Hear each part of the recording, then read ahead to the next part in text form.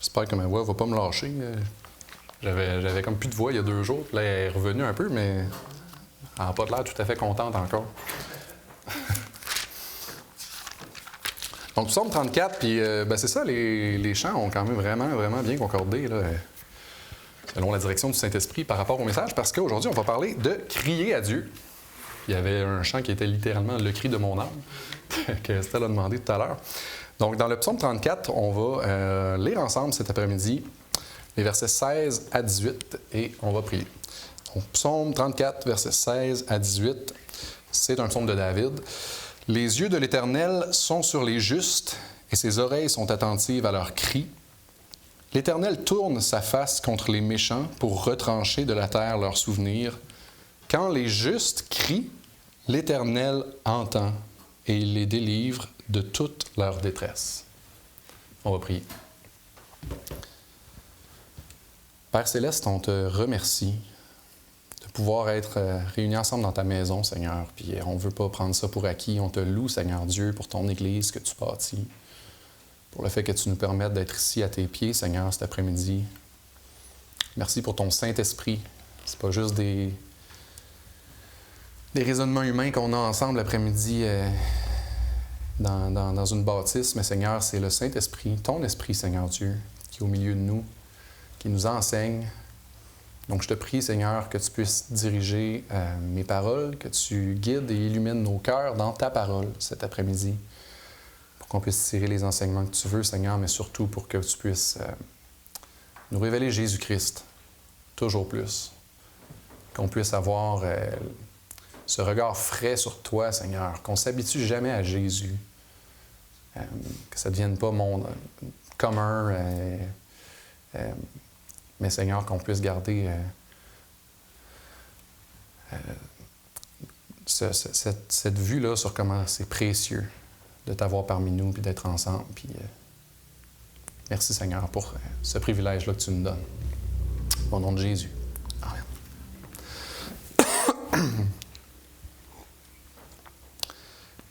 Donc, crier à Dieu. Vous savez, il y a toutes sortes de façons de réagir quand on traverse des épreuves dans la vie.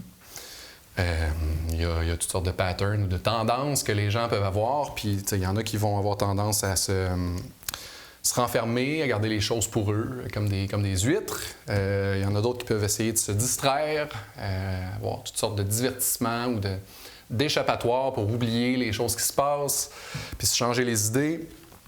Il y en a d'autres qui vont vraiment avoir tendance à se retrousser les manches, puis à vouloir prendre le contrôle de la situation, trouver des solutions, régler les problèmes en se battant de toute leur force pour gérer ce qui se passe. Mais il y a aussi une réaction qu'on peut avoir, qui est un petit peu plus simple que tout ça, qui peut être même instinctive, et c'est celle du cri. Crier. Quand quelqu'un se sent vraiment en danger ou qu'il a super peur, des fois, ça sort tout seul. Un cri, ou même quand un enfant se fait mal, il va crier. Croyez-moi. J'en entends souvent. Quand il y a des choses qui se passent pas bien, quand ils n'ont pas ce qu'ils veulent, le cri sort facilement aussi pour un enfant. Ça vient plus facilement pour un enfant que pour un adulte qui a plus de filtres. Mais bref, ça fait partie d'une réaction instinctive qu'on peut avoir de crier. C'est quelque chose qu'on fait naturellement quand on est pris au dépourvu puis qu'on sent qu'on n'a plus de ressources. On va crier. Puis dans la Bible, dans la parole de Dieu, il y a cette notion-là de cri qui revient quand même régulièrement, autant dans l'Ancien Testament que dans le Nouveau, mais beaucoup dans l'Ancien. Et par contre, c'est pas n'importe quelle sorte de cri qu'on voit dans la parole de Dieu, mais c'est un cri qui est adressé à l'Éternel, qui est adressé à Dieu. Et c'est ça le sujet que j'aimerais qu'on creuse ensemble cet après-midi, c'est-à-dire qu'on va regarder les différents aspects de crier à Dieu. Pourquoi crier à Dieu? Comment on fait pour crier à Dieu bibliquement? Puis qu'est-ce que ça change quand on crie à Dieu? C'est les 3 différents volets que j'aimerais qu'on considère ensemble cet après-midi. Mais avant de se lancer dans ces différents volets-là, j'aimerais qu'on juste s'arrête un petit moment pour considérer c'est quoi exactement qu'on veut dire quand on parle de crier à Dieu. Crier à Dieu, premièrement, ce n'est pas juste de prier plus fort ou de prier plus. C'est pas non plus de juste parler à Dieu et de le prier quand on sent qu'il y a un danger ou une urgence. C'est un appel à Dieu qui vient du fond des tripes, dans le fond. Là. C'est vraiment un appel à Dieu qui peut sortir de différentes façons, concrètement, dans le sens que quand on regarde dans la parole de Dieu les différents mots qui sont utilisés pour parler de crier à Dieu, bien, en hébreu, dans l'Ancien Testament, il y a souvent deux mots qui ressortent quand on considère ça. Il y a le mot tsak, pardonnez mon hébreu, mais le mot tsak, c'est comme dans le passage ici, dans Psaume 34 qu'on vient de lire. Donc, si on regarde le verset 18, quand les justes crient, c'est ce mot-là qui est là en hébreu, le mot tsak. Puis ça, ce que ça veut dire, c'est un cri intense de peur. Donc, ça fait vraiment ressortir un cri intense, comme tu es saisi puis tu cries de façon intense. Donc, c'est externe. Souvent, ça va être un cri qui est audible, qui n'est pas juste interne. Et l'autre mot qu'on voit par rapport à crier à l'Éternel en hébreu dans l'Ancien Testament, c'est le mot shava, qui est le mot qu'on voit aussi beaucoup dans les psaumes. Crier à Dieu, là, ça revient quand même vraiment, vraiment fréquemment là, dans les psaumes. Par exemple, dans le psaume 18 au verset 7, quand ça dit, encore une fois, c'est David, qui dit « Dans ma détresse, j'ai invoqué l'Éternel, j'ai crié à mon Dieu ». Ici, c'est le mot « shava » qui est là. Puis ce que ça veut dire ici, c'est un cri qui est spécifiquement un cri pour de l'aide. Et dans le fond, c'est un cri qui laisse entendre l'idée d'un gémissement ou d'un soupir à l'aide, une complainte pour avoir de l'aide. Et c'est ce mot-là, d'ailleurs, qu'on retrouve dans Exode au chapitre 2, verset 23, quand Israël est esclave en Égypte. Et ça dit qu'Israël crie vers Dieu à cause de sa servitude en Égypte. C'est ce genre de cri-là. Ce n'était pas un cri externe intense, mais c'était vraiment un soupir ou un gémissement pour avoir de l'aide dans leur servitude. Puis ce qui est frappant aussi là-dedans, c'est que peu importe le cas, dans les deux cas, le texte nous indique que Dieu entend les cris. Tu sais, ici, on parle vraiment du cri intense externe. Quand les justes crient, mais ça dit quoi? L'Éternel entend et il les délivre de toute leur détresse. Et on a exactement la même idée au niveau du psaume 18 que j'ai mentionné, là, auquel j'ai fait référence tantôt. Ça dit « Dans ma détresse, j'ai invoqué l'Éternel, j'ai crié à mon Dieu. » Puis la suite, c'est « De son palais, il a entendu ma voix et mon cri est parvenu devant lui à ses oreilles. » Donc, dans les deux cas, la parole de Dieu nous indique que Dieu entend nos cris, peu importe la manière qu'on le fait, autrement dit. Dieu n'est pas indifférent. Dans le Nouveau Testament, on a des idées un peu similaires. Ce qu'on retrouve, c'est le mot grec stenazo, qui veut dire, encore une fois, l'idée d'un gémissement ou d'un soupir vers Dieu, qu'on retrouve à plusieurs reprises. Là, je ne vous donne pas toutes les références, évidemment, là, mais juste pour vous donner une compréhension rapide de tout ça. On voit là, dans Romains 8, 22, la création tout entière soupire et souffre les douleurs de l'enfantement. C'est un peu cette même idée-là de cri à Dieu là, dans un gémissement. Puis 2 Corinthiens 5, 2, l'apôtre Paul nous dit « Nous gémissons, désirant être revêtus de notre domicile céleste. » Donc, il y a comme une espérance ou un désir d'être sorti de ce qu'on est en ce moment à travers ça. Donc, autrement dit, crier à Dieu, c'est un acte où on laisse notre détresse, nos émotions vraies, notre cœur s'exprimer devant Dieu pour obtenir un secours. Que ce soit à travers le danger imminent ou à travers juste un soupir profond d'être devant la réalité de notre déchéance. Donc, c'est ça. Ça peut être un cri audible, mais souvent, c'est un cri silencieux qui vient de l'intérieur. Et Dieu entend les deux. Donc, si on retourne à nos 3 volets que j'ai mentionnés tout à l'heure, pourquoi crier à Dieu? Bien, si on regarde Exode 2, comme je l'ai mentionné tout à l'heure, bien, c'est cette expression-là de crier à Dieu qui est là dans Exode 2, si vous regardez avec moi. Là. Exode 2, au verset 23.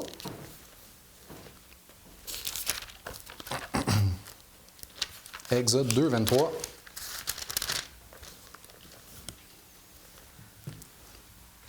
On a ici, « Longtemps après, le roi d'Égypte mourut, et les enfants d'Israël gémissaient encore sous la servitude. » Donc, on a encore ici l'idée de gémir. « Et poussaient des cris. Ces cris que leur arrachait la servitude montèrent jusqu'à Dieu. Dieu entendit leurs gémissements et se souvint de son alliance avec Abraham, Isaac et Jacob. » Donc, on voit ici dans ce passage-là qu'il y a quand même, c'est ça, c'est quasiment des synonymes là, de gémir puis de crier à Dieu.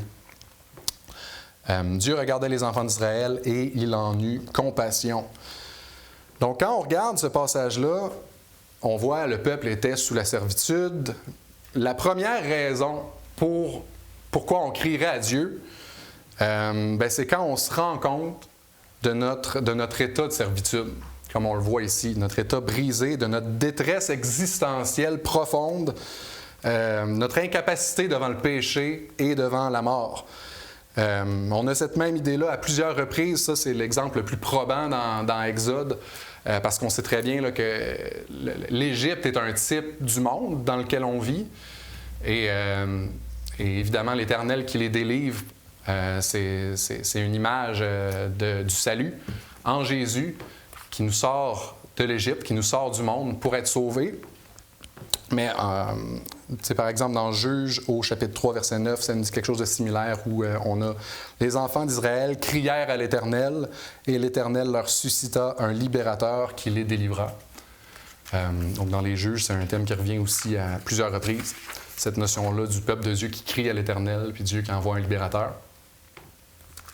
Donc, crier à Dieu, c'est de reconnaître notre besoin fondamental d'un sauveur, autrement dit, pour le salut.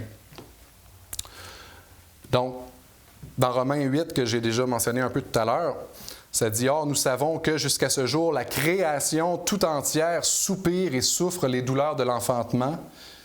Et ce n'est pas elle seulement, mais nous aussi qui avons les prémices de l'Esprit, nous soupirons en nous-mêmes en attendant l'adoption, la rédemption de notre corps. » La création tout entière crie à Dieu à travers ce soupir-là, soupir à Dieu dans les cris ça parle d'enfantement ici, puis souvent ça implique beaucoup de douleur, puis des cris là-dedans aussi, donc dans la douleur de l'enfantement. Et j'aimerais vous dire, dans le fond, que l'âme de la création entière, l'âme de tout le monde, crie au fond. Mais beaucoup vont étouffer ce cri-là, ou crier à la mauvaise place. Ou juste crier pas vers quelqu'un, pas vers Dieu. Si je reprends le parallèle des enfants, si mon enfant crie pour de l'aide à une statue, ou si mon enfant crie juste à personne, comme ça arrive à certains de mes enfants qui va juste, mettons, se fâcher ou se blesser ou avoir de quoi qui ne marche pas, puis se mettre à crier, mais qui ne va pas appeler à l'aide, il va juste crier. Puis pas vouloir de l'aide même, ça arrive quand même souvent. Là. J'ai des enfants comme ça qui peuvent avoir tendance orgueilleuse, puis là, ils se met à crier parce qu'il y a quelque chose qui ne marche pas, qu'il se rend compte qu'il n'est pas capable de faire quelque chose, puis là, je vais aller pour l'aider, puis c'est « Non, non! » Il ne veut rien savoir d'obtenir de l'aide. Donc, il va crier, mais mal, dans le sens qu'il ne va pas chercher l'aide à la bonne place. Fait que mon point ici, c'est que tout le monde, au fond de lui-même, a ce besoin-là d'être délivré, ce besoin-là d'un sauveur, a ce cri-là au fond de lui-même. Mais c'est pas tout le monde qui crie bien. C'est pas tout le monde qui crie à la bonne place. À cause de l'orgueil, à cause de l'incrédulité, les gens vont vouloir étouffer ce cri-là, pas vouloir accepter qu'ils ont besoin d'un sauveur et se tourner vers toutes sortes de choses ou amener ce cri-là de leur détresse en pensant à être secourus par les joies du divertissement, par whatever, que les gens peuvent se tromper en pensant que ça va réellement leur donner ce qu'ils ont besoin pour assouvir ce qu'ils ont besoin réellement. Donc là, on parle vraiment de servitude avec Exode, avec Juge. Il y a le parallèle aussi avec carrément la mort. Là, si on regarde notamment dans Jonas au chapitre 2, verset 3, ça nous dit, Jonas est dans le ventre du poisson. Ça dit « J'ai crié à l'Éternel du sein de ma détresse, et il m'a exaucé. » Et Jonas, c'est un type de Christ, encore une fois, dans le tombeau notamment, là, quand il est dans le ventre du poisson. Il est vraiment au milieu de la mort, là, comme il n'est pas supposé de vivre après ça, Jonas. Là. Je ne sais pas si vous êtes déjà arrêté à ça, là, mais c'est pas normal là, ce qui s'est passé. Puis, je veux dire, j'ai pas le verset ici de noter, mais ça me met vraiment de l'avant dans le texte que Jonas, c'est sensiblement une résurrection qu'il y a eu quand il est ressorti du poisson. Là. Vous pourrez regarder ça par vous-même dans Jonas si ça vous intéresse. C'est vraiment intéressant ce sujet-là. Mais bref, Jonas, au milieu de la mort, pouvait littéralement rien faire. Comme tu peux pas être dans une situation comme ça où tu peux autant pas pouvoir faire quelque chose. Là. Il pouvait rien faire du tout au milieu du poisson, Jonas.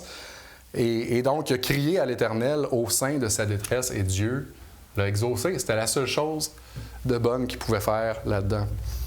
Donc, autant que chacun sont sous l'emprise de la servitude, sous l'emprise du péché, de la mort, aussi rend esclave tout le monde qui n'est pas en Jésus-Christ, et donc tous sont morts sans Christ et ont besoin de crier à Dieu. Donc, voici notamment le besoin fondamental premier, pourquoi on devrait crier à Dieu. Ensuite de ça, on a toutes sortes d'autres raisons une fois qu'on est un enfant de Dieu. On sait que Dieu nous écoute, Dieu est fidèle. Ça dit dans notre texte de Psaume 34 qu'on a lu déjà, « Quand les justes crient, l'Éternel entend ». Puis crier à Dieu, ça exprime notre dépendance totale à Dieu à travers nos épreuves. Au lieu de chercher des solutions par nous-mêmes, on se tourne vers celui qui peut réellement nous délivrer. Donc, autrement dit, crier à Dieu, ce n'est pas un signe de faiblesse. Des gens qui pourraient penser ça, il y en a qui disent ça, Dieu c'est une béquille pour toi, tu sais. Ah, c'est ta béquille. J'aime pas cette expression-là, parce que c'est pas un signe de faiblesse de s'appuyer sur Dieu, curieusement. C'est un signe de foi et non de faiblesse. Puis bon, je veux dire, il y a moyen de tordre un peu ce que je viens de dire, parce que dans le fond, la faiblesse, c'est pas nécessairement une mauvaise chose non plus, là, bibliquement. La parole de Dieu dit que Dieu se manifeste à travers la faiblesse. Fait que, OK, on pourrait dire que c'est un signe de faiblesse dans cette façon de le voir là. Mais bref, c'est un signe principalement de foi, de reconnaître que lui seul est notre secours. Donc, là, on pourrait dire, OK, super, je comprends pourquoi on devrait crier à Dieu. Maintenant, comment qu'on fait ça? Ça se fait comment crier à Dieu? Premièrement, j'aimerais vous dire que pour crier à Dieu, Dieu préfère un cœur qui est vrai à un cœur qui est propre en apparence. Puis encore là, c'est quelque chose qui est comme évident là, quand on dit ça de même. Mais est-ce qu'on le vit, tu sais? D'avoir un cœur authentique face à Dieu. Quelque chose que Dieu me montre vraiment beaucoup dans les dernières semaines, derniers mois, en regardant sa parole, c'est à quel point les hommes de Dieu, des hommes qui marchent avec Dieu, puis David même, là, que Dieu dit qu'il y a un cœur selon Dieu, c'est des gens qui sont vraiment authentiques avec Dieu. Puis quand tu lis la parole, tu te dis, as-tu vraiment dit ça au Dieu de l'univers 3x5? Ça sonne bizarre. Mais puis j'ai une couple d'exemples ici où tu sais, par exemple, dans les psaumes, ça se voit beaucoup là, avec David, mais psaume 13, « Jusqu'à quand, Éternel, m'oublieras-tu sans cesse? Jusqu'à quand me cacheras-tu ta face? Jusqu'à quand aurais-je des soucis dans mon âme et chaque jour des chagrins dans mon cœur? » Ça, c'est David qui... Quand tu lis ça, tu pourrais dire il est en train d'accuser Dieu d'oublier, là, d'être absent puis de ne pas se soucier de lui, en d'autres mots. Mais pourtant, ce psaume-là se termine par « Moi, j'ai confiance en ta bonté ». Donc ça, c'est la foi authentique. C'est pas l'absence de doute par rapport à Dieu, parce que tout le monde va avoir des doutes un moment donné à travers les épreuves, à travers les détresses, mais c'est la décision de s'en remettre à Dieu malgré le doute. Puis d'être authentique avec Dieu par rapport au milieu de notre tempête, au milieu de notre situation, de lui déverser notre cœur comme ça. Il y en a plein des exemples comme ça. Puis là, j'ai une question quiz ici. Qui a dit ceci en premier dans la parole de Dieu? Mon Dieu, pourquoi m'as-tu abandonné? David. Psaume 22. Psaume 22, David qui dit « mon Dieu, pourquoi m'as-tu abandonné et t'éloignes-tu sans me secourir, sans écouter mes plaintes? Mon Dieu, je crie le jour et tu ne réponds pas, la nuit et je n'ai point de repos. » Donc encore une fois, David qui ressent un abandon total de Dieu, puis qui ose le dire à Dieu lui-même « Pourquoi t'agis comme ça? » Puis évidemment, c'est Jésus qui reprend ces mots-là sur la croix par la suite. On a Job aussi, qui est un bon exemple d'authenticité face à Dieu. Job, dans Job 3, qui nous dit « Pourquoi ne suis-je pas mort dès le sein de ma mère? » Donc, il exprime, il maudit jamais Dieu, Job, à travers la parole de Dieu, mais il maudit sa propre existence. Job 7, où Job dit « Je ne retiendrai pas ma bouche, je parlerai dans l'angoisse de mon esprit, je me plaindrai dans l'amertume de mon âme. Suis-je une mer ou un monstre marin pour que tu établisses des gardes autour de moi? » Donc, Job qui sensiblement accuse Dieu de l'emprisonner comme une créature dangereuse ici, là. Puis il confronte un peu Dieu par rapport à ça. Job, un peu plus loin au chapitre 10, qui dit « Te paraît-il bien de maltraiter et d'opprimer l'ouvrage de tes mains? » Encore là, ça sonne quasiment insolent. Est-ce que tu es vraiment juste d'agir comme ça avec ta création? Puis quand tu considères Job, ce qui est intéressant, c'est ça, c'est qu'à la fin du livre de Job, Dieu condamne pas Job. Il condamne les amis de Job qui ont parlé de Dieu sans le connaître. Puis il dit de Job qu'il a bien parlé de lui. Alors que Job dit des choses comme ça. Donc, tu sais, tu te grattes la tête 2 secondes en regardant ça, tu te dis, il me semble que je suis comme pas d'accord avec Dieu. Il n'a pas si bien parlé que ça. Mais c'est ça, Dieu ne cherche pas la perfection. Dieu ne cherche pas la perfection en nous. Il cherche, premièrement, l'authenticité, puis qu'on se tourne vers lui. Des cœurs vrais qui se tournent vers lui, c'est ça que Dieu veut. Pas un masque religieux, mais un cœur transparent qui se déverse à lui. Il veut ça, qu'on se déverse nos cœurs à lui, puis qu'on lui donne nos fardeaux, qu'on lui donne nos réflexions, nos souffrances, peu importe ça sort comment, qu'on répande nos cœurs. C'est ce que ça dit notamment dans Psaume 62, verset 9, ça dit « Répandez vos cœurs en sa présence. » Répandez vos cœurs en sa présence. Pas des bouts qui ont de l'air beaux, vos cœurs au complet. Puis Dieu nous écoute. Donc, ce que tout ça nous montre, l'authenticité, c'est pas un manque de foi de se donner complètement à Dieu, même les choses qui n'ont pas de l'air belles. Mais au contraire, c'est un acte de foi de décider de crier à Dieu tout ce qu'il y a dans notre cœur en croyant qu'il peut nous entendre et qu'il va nous recevoir tel qu'on est.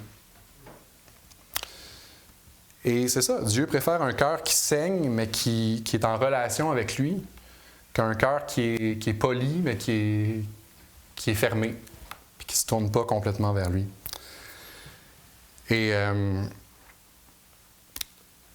Et donc, ça, c'est le premier, le plus important point de comment crier à Dieu. C'est ça, c'est de se tourner simplement vers lui en toute transparence, de lui déverser notre cœur. Ensuite de ça, il y a différentes notions qu'on va voir dans la parole de Dieu aussi sur comment crier à Dieu. Avec persévérance, ça dit, Psaume 88, 2, « Jour et nuit, je crie à toi. » Avec confiance, donc même au milieu de notre détresse. Puis ça, encore là, c'est quelque chose qu'on voit beaucoup dans les psaumes.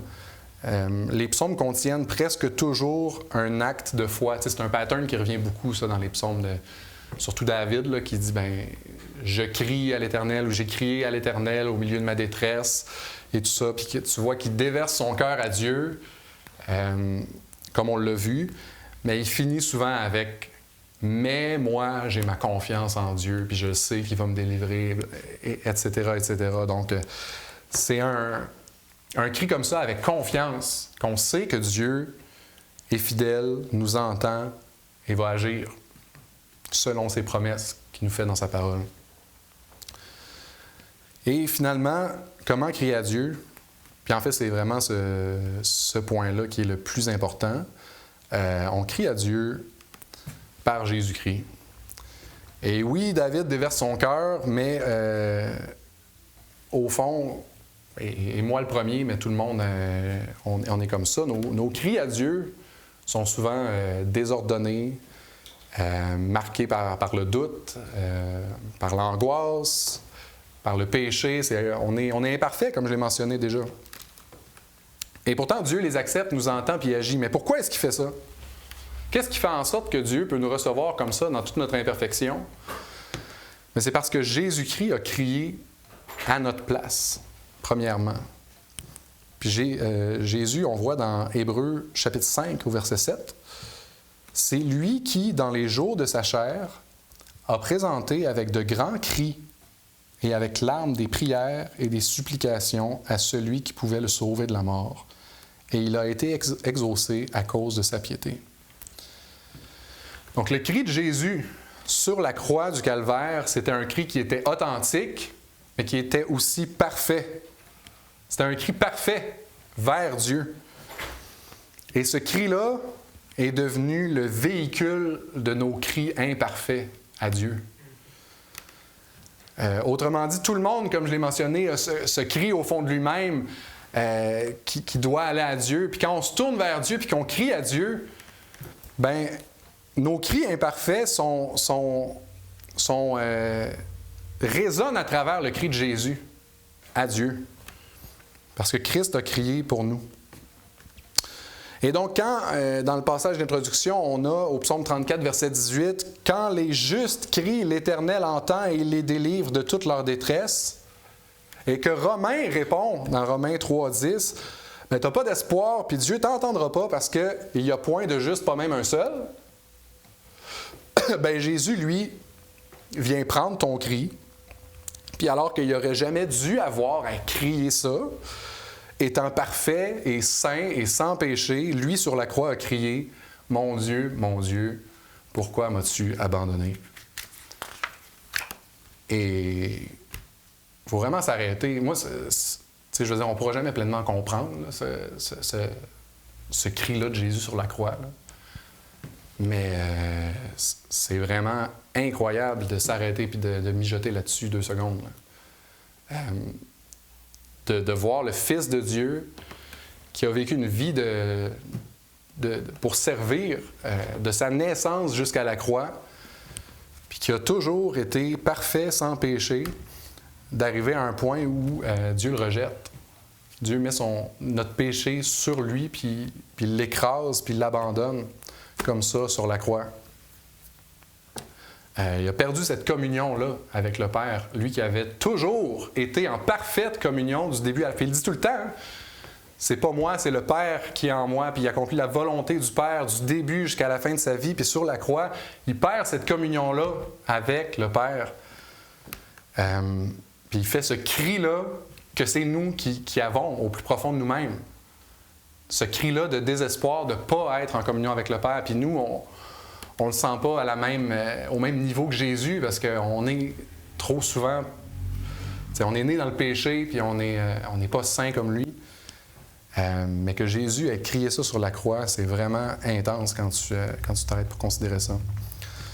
Donc, attention, quand je dis comment crier à Dieu, je ne parle pas d'une to-do list, là, de performance, de hey, comment il faut que je fasse ça, puis de se retrousser les manches. Mais ce que je dis, c'est simplement aller à Dieu. Soyons transparents, soyons authentiques, déversons nos cœurs à Dieu tel qu'on est. Ça peut être tout croche, ça peut être en silence, quand tu n'as pas les mots.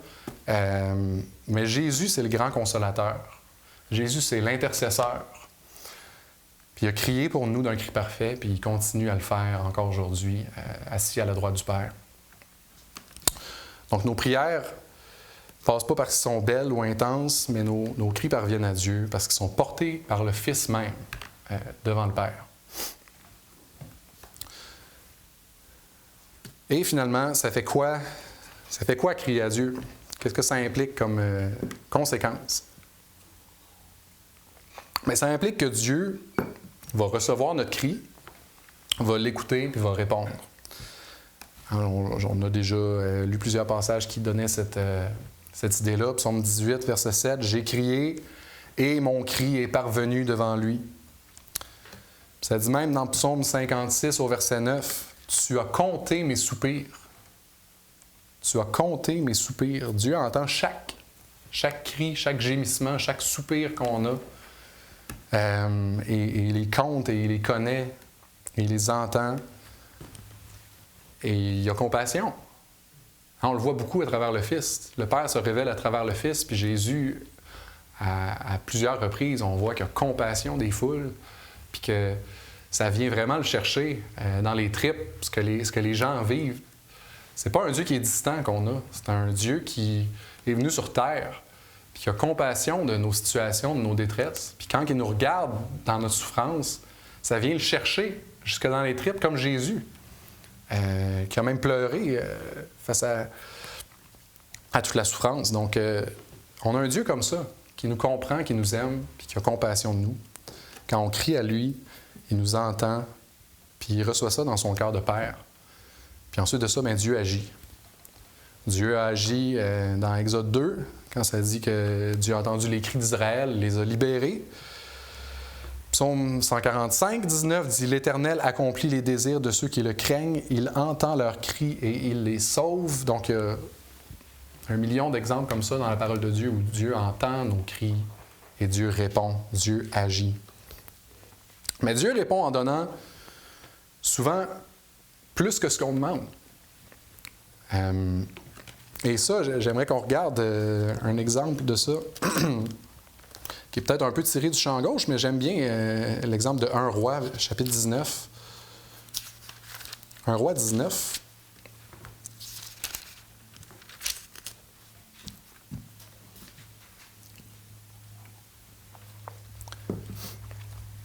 On a Élie ici qui fuit Jézabel. Et sans vous donner nécessairement tout le contexte de l'histoire de Élie ici, bien, ce qu'on peut voir, c'est, on regarde premièrement là, dans 1 Roi 19, verset 4.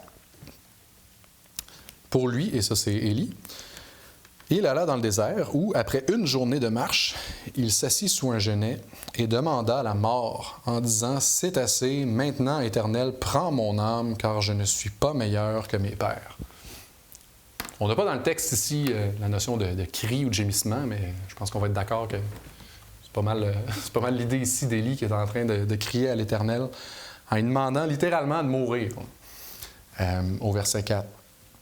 Puis la réponse de Dieu, au verset 11, ce qu'on peut voir, l'Éternel dit « Sors et tiens-toi dans la montagne devant l'Éternel. » Et voici l'Éternel passa, et devant l'Éternel, il y eut un vent fort et violent qui déchirait les montagnes et brisait les rochers. L'Éternel n'était pas dans le vent. Et après le vent, ce fut un tremblement de terre. L'Éternel n'était pas dans le tremblement de terre. Et après le tremblement de terre, un feu.